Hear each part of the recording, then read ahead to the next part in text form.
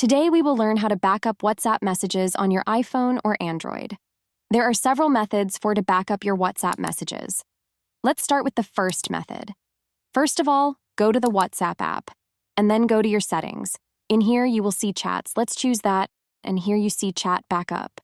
Tap on it, and when you tap backup now, all of your WhatsApp messages will back up. You can see the process here on the right. As a second option, you can go to Auto Backup and do your daily, weekly, monthly backup automatically. Select any of these options, and your phone will automatically run your backup process. Let's go to another option. If you want to back up your messaging with someone specific, go back to Chats and click Export Chat. And here you can select a chat you want and click Attach Media. Here by clicking Save File, you can save the message to your files, or you can send it to yourself as an email by clicking Email.